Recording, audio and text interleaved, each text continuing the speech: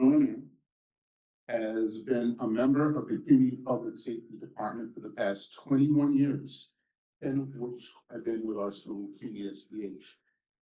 He is a certified peace officer and is trained in many areas of public safety. She's an active member of the CUNY SBH and Harlem Community Awareness teams, and she enjoys quality time with her family and is committed to ensuring the safety and well-being of our community. Corporal Edwin Rodriguez has worked for CUNY for close to 4 years now.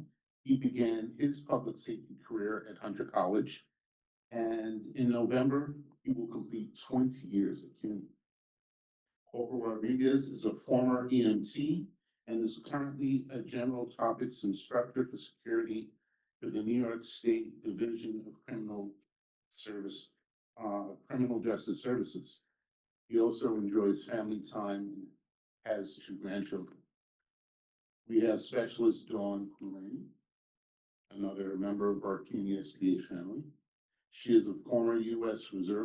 Army reservist, who began her career in 2007 at City College. Prior to her time at CUNY, she was employed at the Bronx Veterans Affairs Medical Center as a CNA, certified nursing assistant. Specialist Murrain is a certified instructor in first aid, CPR, AED. Dawn, what is AED? Automated, external, Defibrillation. Yeah. Okay. Narcan and Stop the Bleed trainings. She is a commissioned notary public in New York State, and in her personal life, you're an avid Knicks fan. I feel your pain. Feel your pain. Loves playing. Let's see what happens this year before. Okay. Loves playing Scrabble and going on cruises with her family. And a special welcome to our special guest, Specialist Taish Rochester, otherwise known as Rocky. Rocky to most has served at the CUNY Department of Public Safety for the past 25 years. She currently works at CCNY, my alma mater. So you were there when I was probably going to school? No, I was,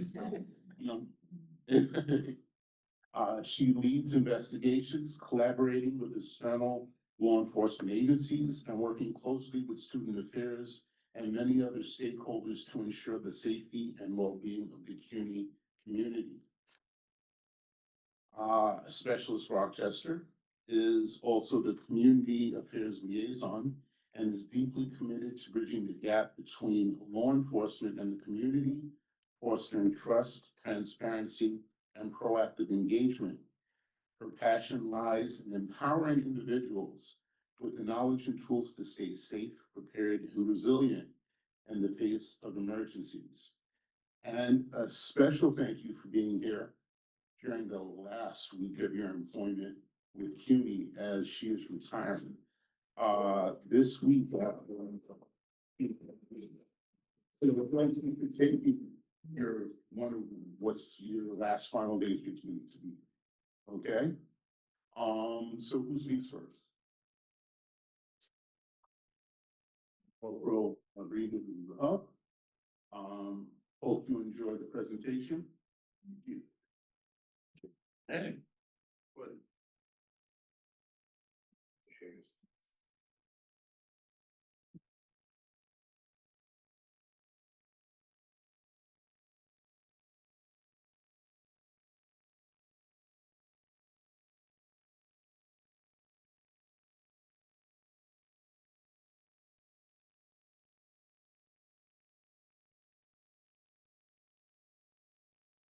Good afternoon, everybody. We're just gonna run through some quick things on, training to travel. I know all of us are traveling in the city, and 125th, it's a little bit hectic, so hopefully we can learn a couple of things. I'll go through these steps that can help you out. So before we go any further, I hope all of you have like some type of training app or some type of notification, maybe like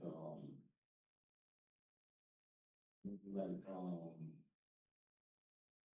let's say, MT.info, I believe it is, and we can learn, what's happening out in the city before we leave. It's good to be planning and, pretty much laying out your day before you walk out your door. Cause, Lord knows, time can definitely, catch up with us.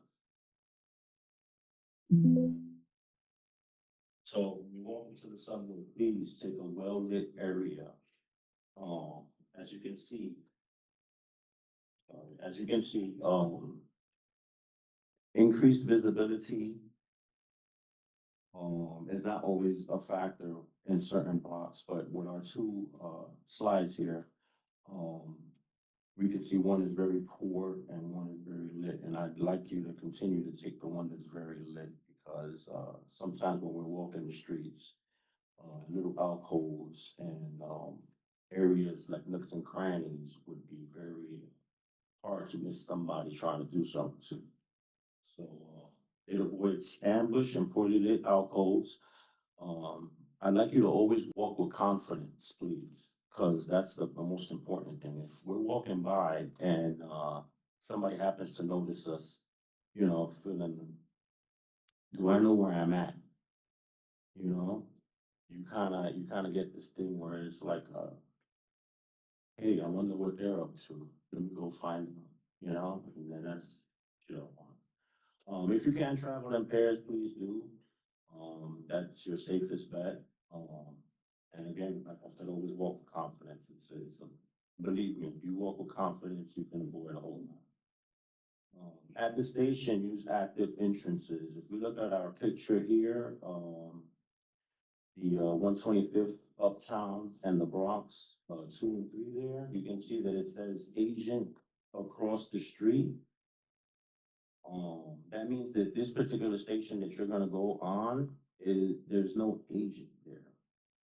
So, I would suggest trying to grab, if you can, grab the ones where there is an agent, because what happens is you'll have extra security with you. Um, yeah, and, that's what we don't like. So in going down the staircases, please hold the handrails. Be careful with loose, laces and scarves. I can't tell you how many times I've jumped around and had one of my laces always get caught in the, staircase. Um, for vending machines, please make sure that you're checking your surroundings. If we look at this, Omni, vending machine, I don't know if you guys can see it. I'm just gonna walk over here for a second. We have a mirror right in this area. That mirror helps you look behind you, because sometimes what we're doing is we're paying attention to paying our, fare, and we were so into paying the fare that we're not paying attention to nothing else around us. So please, be mindful of who's behind you. Um, and keep your wallets and purses in front of you, because as we're paying these, fares, we're not paying attention to nothing else. And if you feel like, hey, listen, doesn't feel right to me, trust your instincts. We always have a gut feeling about things. So I would, if it's not the right time to do something, please just, hang out for a second and gather your thoughts and see what's happening around you. Turnstiles. So we have smartwatches. It's very advisable that you use a smartwatch, because what's happening is you're not allowing any credit cards to be revealed, any cash, any, well, devices now. You don't even have to insert cash no more, but you limit the exposure of your, valuable items like a cell phone being displayed. So I would definitely, if you have a smartwatch, please utilize the smartwatch. When you're on your platform, utilize the barricades. I don't know if you guys can see it. Here on 125th, they just installed these barricades, and it's not 100%, but I will say that it's something is better than nothing. And when these platforms get really crowded, they're pushing you pretty much to the edge. So I would, if you can, utilize these, barricades. Make sure you're standing behind the yellow line because, again, you see that train pulling in, you only have but so many feet, to stop being pushed. So I would definitely, stay behind that yellow line. And when you're walking the platform, hug the platform. Hug the wall to the rear of you, because, sometimes you're on these things, and I don't know if you guys been on 34th Street, but 34th Street is crazy. I've been on there and it's been hundreds of people at one shot. I'm like, we're seconds away from being pushed onto the platform. So yeah, when you got the opportunity, and even if the platforms are like very, very full like this, maybe hang out on a staircase on the landings just before the train arrives. Um, yeah. So also, a lot of us are into our devices these days. I don't know. We can't live without these devices. So my suggestion to you is look around every so often, grab the device and put it in your pocket, because who knows what's going around. People are watching you the same way you're watching them. So I would suggest, maybe taking out one of your headphones and see what's going on, because sometimes you receive announcements, and these announcements are pertaining to where you want to go, and you may have missed it because you're, paying attention to whatever's going on with your device. Watch your step when entering the train car. As you can see in that bottom picture there, sometimes these tiles are broken, sometimes people drop coffee or liquids, and MTA has yet to clean it up, so be mindful of that. You could slip and trip, and we don't want that. We definitely don't want that. Also, try to ride the conductor's car, because that is the actual safest place that you can be.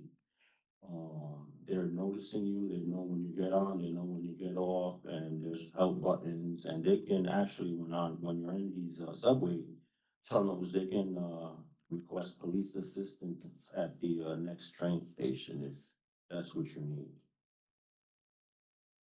And if we're looking to indicate where you would take the subway car, you see the black and white, little, I guess, barrier thingy there. It looks like a little barrier up there. That's where you will notice, that's called the, train man's position or the conductor's position, and that's where you would like to, board it. Now, when you're on the train, choose your seats carefully, sit away from the doors to avoid purse snatchings. I'm sure, we've seen some kind of craziness in these subways. But sitting in the center can help you out. You can see what's going on around you. Also be aware of your belongings. Sometimes we're sitting around, and again, we're in our devices. I can't tell you, this morning, I'm sitting on the train and I'm looking at everybody, just look at their device. Nobody's paying attention to what's going on. So, yeah, make sure that you're paying attention to your surroundings and knowing what's going on around you. Don't be flashy. Don't flash any jewelry. Don't flash any cash. Sometimes we're in the moment and we're like, oh, well, I'm getting off next. You never know who's watching, And in this day and age, if there's an opportunity for people to take something, they're gonna take it. So the more you limit exposure, the better you'll be. And stay awake. That's a hard one, especially when some of us, like me, I'm jumping on the train at 5:45 in the morning. Well, I'm getting off the train at 5:45 in the morning. So, staying awake is a challenge, but I would suggest if you can stay awake, be mindful of what's going on around you, please do, because you'll limit your exposure again. Think about safety. It's always about safety. Safety is paramount. If you happen to drop an item, please don't go and jump in because you know it's 3 in the morning and there's no train passing by. That's the last thing you want to do. Again, if we look over to the right slide, we'll see that there's a help kiosk box. You can push that button and they'll send somebody to help you out. So yeah, if you get the opportunity and you need to utilize that, even for information, it's just not, something about, you grabbing, something in need. You can also ask for direction. There's also a small red button intercom inside of the subway cars. In the center of the car itself, when you enter the car or to your right, you see a small little red intercom button, and if you need to utilize that, you can utilize that and speak to the conductor and or training. MTA buses for my bus people stand at least 6 feet away from the curb. How many times we standing waiting on the curb and we notice that the bus pulls in pretty fast. Always board carefully, make sure you keep aisles clear, exit cautiously when you can. Do not cross behind the bus and wait for the bus to leave before you start crossing the street. Safety first.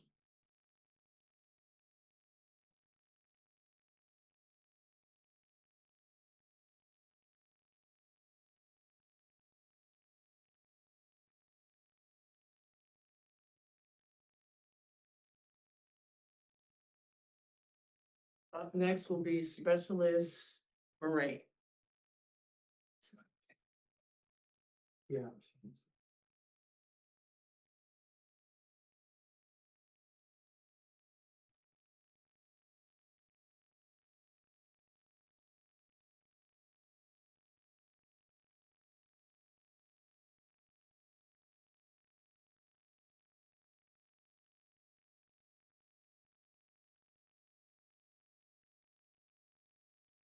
Afternoon all.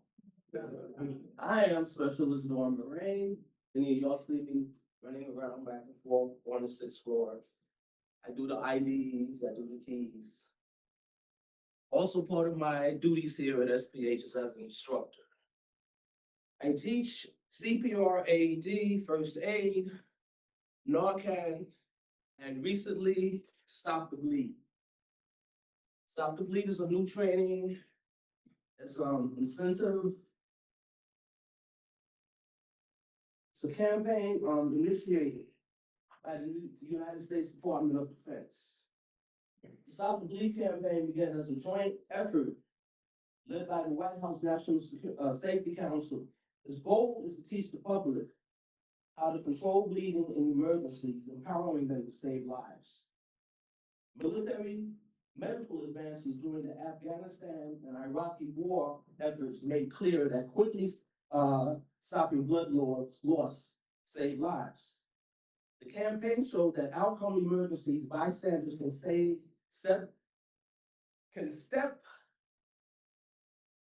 let me rewind myself here. The campaign showed that outcomes improve with faster bleeding control. Just like with CPR and cardiac arrest emergencies, bystanders can step in and save the lives of others. Okay.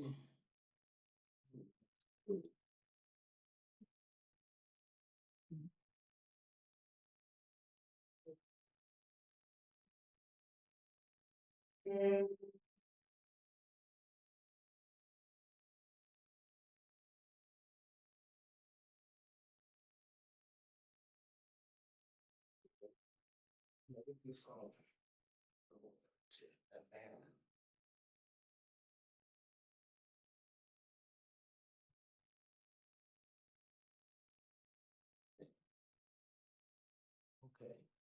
Who can respond and control bleeding? Okay, we know if you go to the emergency room, the doctors and the nurses and the emergency room techs can help you. Which will help in emergency bleeding. Also, you have first responders, professional first responders, like EMTs, public safety officers, police officers, and trained first responders who can respond and stopping the bleed. What I intend to do is to teach everyone here who's interested to become an immediate responder. Immediate responders can stop the bleed and can help control bleeding until a professional responder arrives. Sorry, Dawn, can you speak into the mic? The mic? Oh, I thought my voice carried. I know I have a big mouth for that. Okay.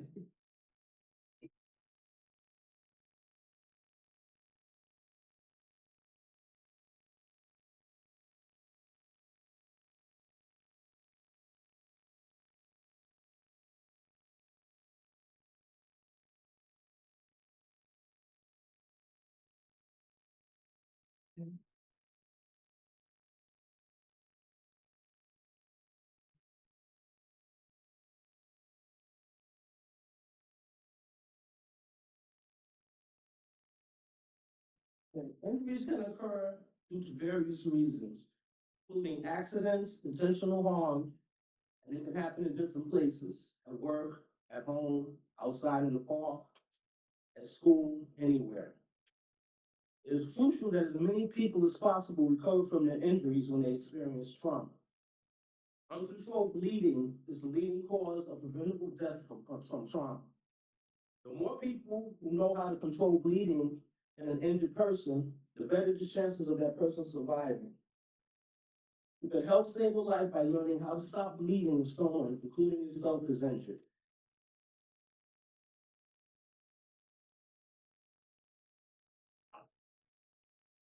Okay, as I stated before, I am a certified instructor in CPR, first aid, AED, Narcan, and stop the bleed. Anyone interested in taking training can contact me at my email address. We can discuss scheduling a training session.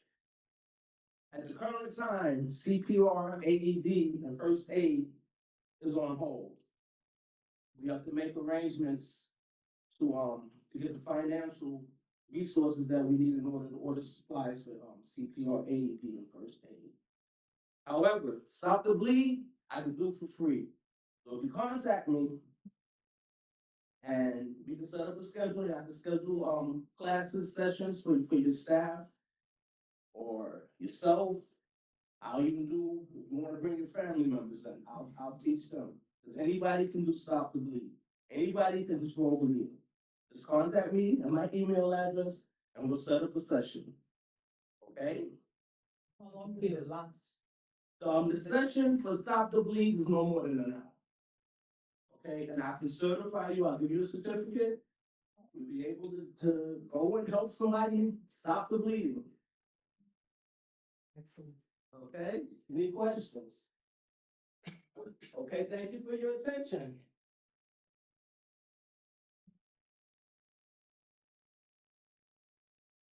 The next operator speaks, specialist.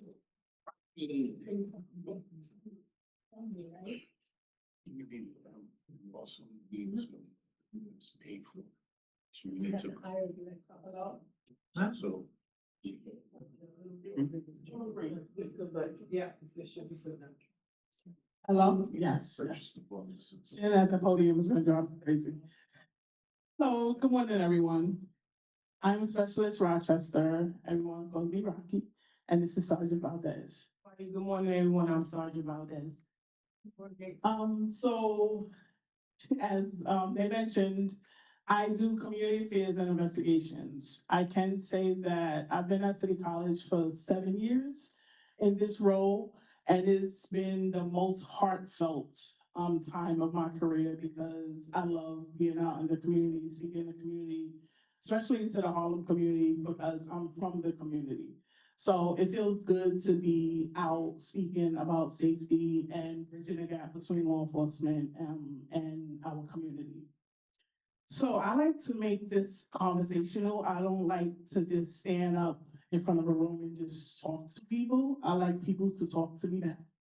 Because I can learn things just as well as I can, give you some information.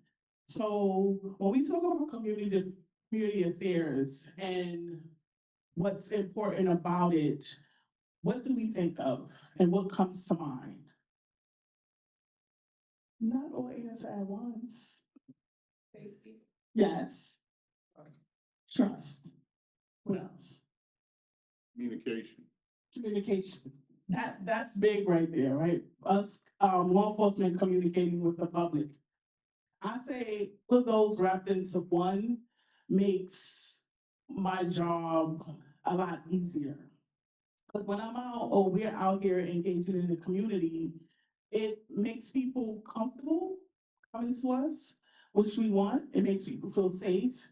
And it takes away the uniform, right? You get to know us as people instead of just looking at the uniform. We know the uniform comes with some harshness and comes with a lot of things, right? But a lot of people don't see us as people because they see the uniform. So when we out speak into the community, it makes us more personable, and it allows us to build that trust for people to feel safe and kind of takes off their armor. So when they need help, they feel comfortable coming to us for that help.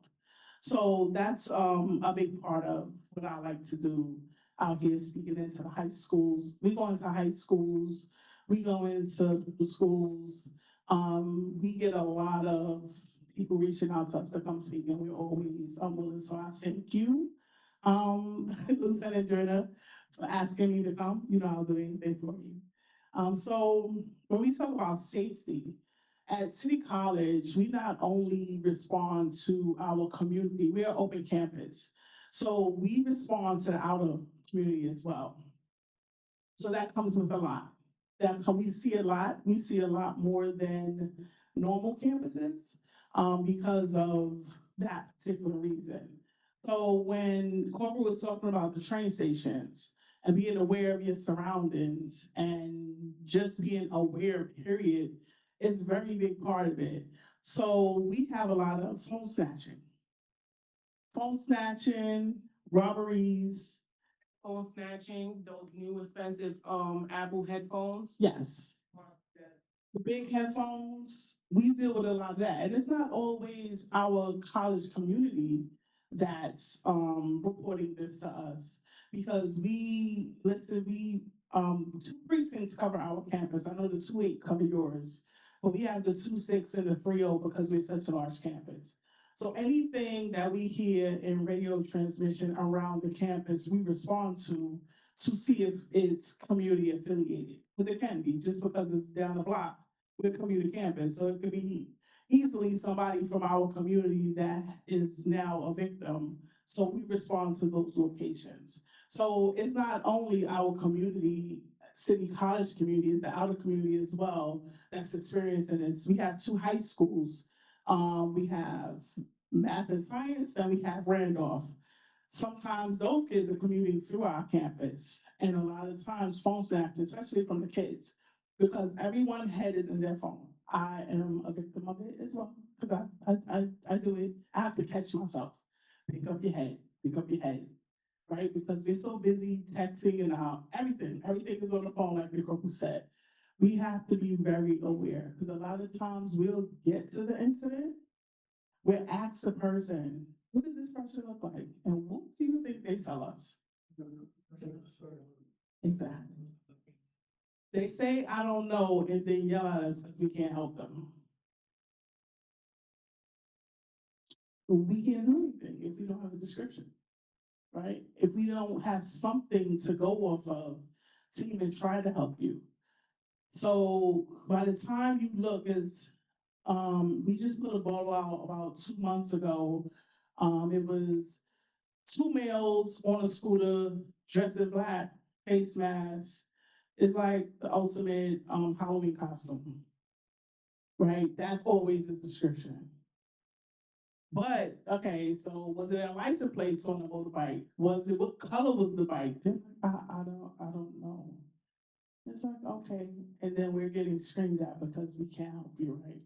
So our job is to help you, but you have to help us help you, right? Get some information, pick up your head. I always, to our students, I tell them, if you're gonna text, send that text with that phone in your pocket, right?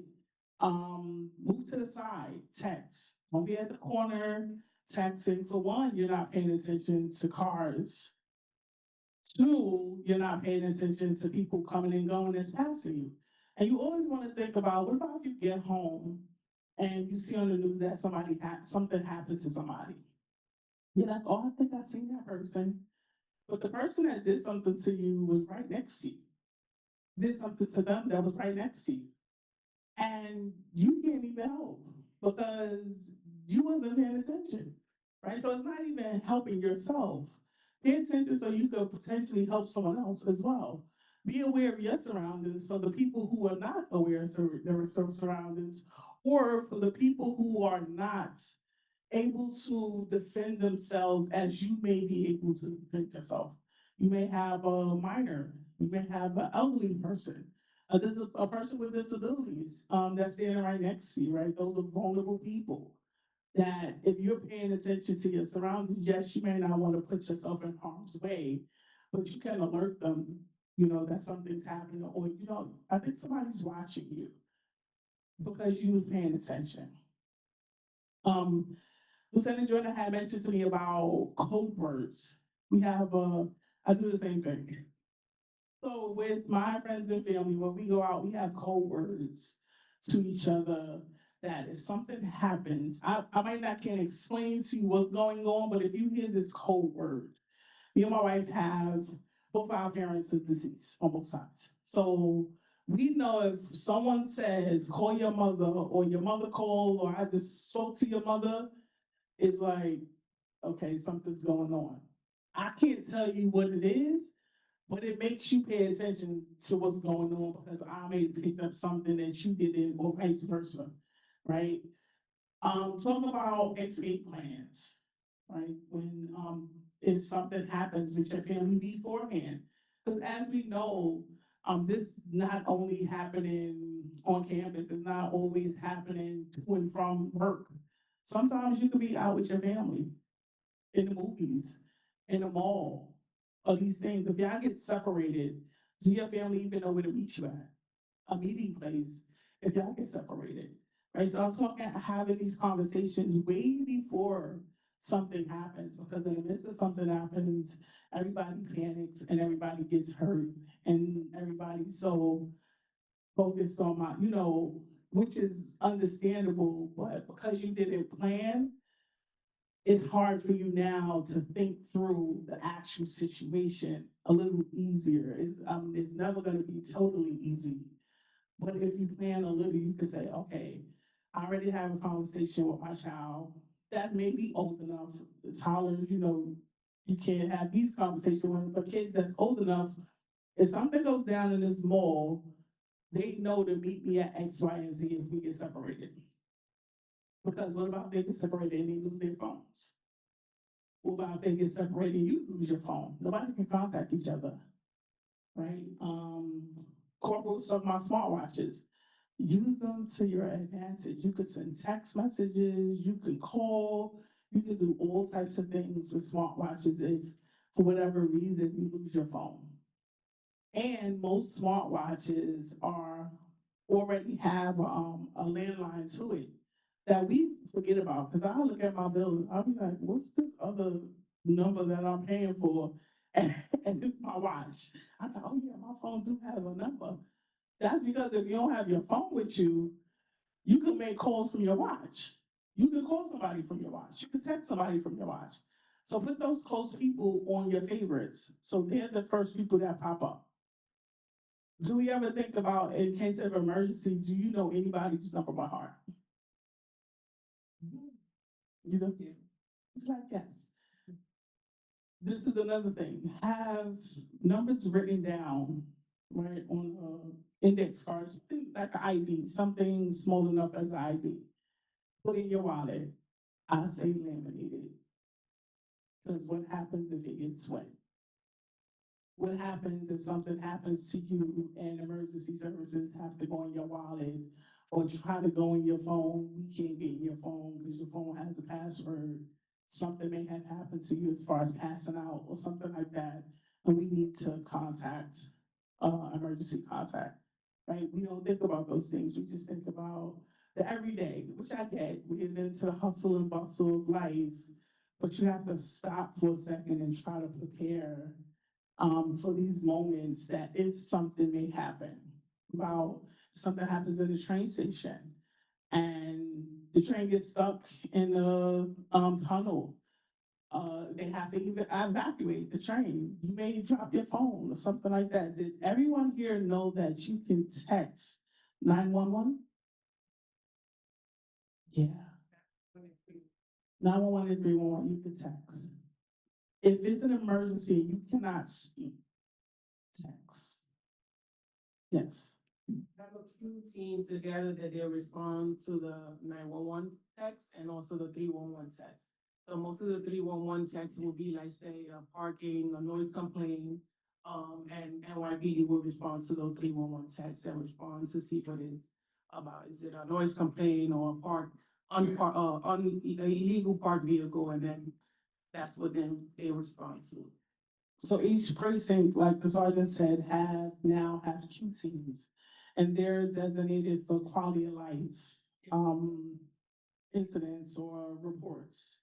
And even if it's an emergency and say like I'm on the Q team and they say that emergency is close to me, of course they're gonna send me there. So yes, you can text. Actually, the text saved my lieutenant's life. He was driving to work. And he stopped at, I think he said that he felt like his blood sugar, something was going down. So he stopped at the deli to get something, or the gas station to get something. And he got something and started eating or drinking and started driving. Didn't realize he was allergic to whatever he got because he didn't know. He didn't know he had the allergy. His throat immediately started closing up on him and he couldn't speak. So he had to pull over and text 911. And if he didn't know that, they told him in seconds he would have died. So just knowing these little things, right? Something like that is like, wow, you don't know until it happens. And then you panic again because you haven't at least tried to plan. And then an anxiety attack on top of your throat closing, you have seconds to live, right? So let's think about these things, have conversations with our family so they can know these things, so we can spread the information. We also respond to wellness checks. So it don't have to be in our immediate area. If we get a call for a wellness check from somewhere in our community, our lieutenant is sending us, unfortunately. It could be in Queens, wherever it is. And if we can't get there, we call the nearest precinct to that person's home and communicate with that precinct to do a wellness check. So last year we had a wellness check of a international student, his family from Australia. His family was calling, saying that he wasn't coming to class. They couldn't get in contact with him. His professor started calling, and I think he was on one of the teams started calling us. So we went to 3 different locations in Harlem, and did a wellness check.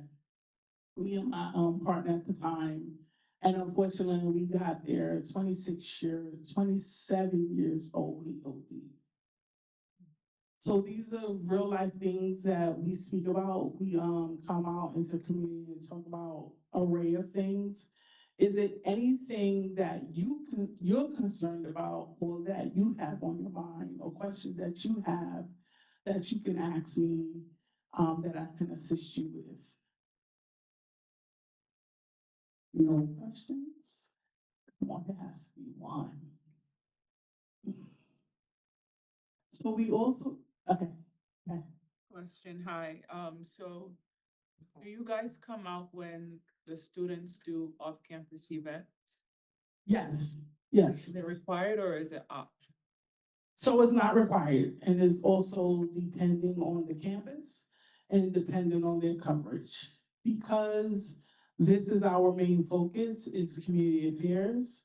We go out and speak mostly everywhere, especially in the Harlem community. And if there's any Harlem-based, any workshop that we're doing that is requested through CUNY is for free for the community, because it's community-based.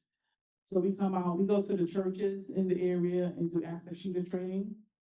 We go to some classrooms because some professors request it.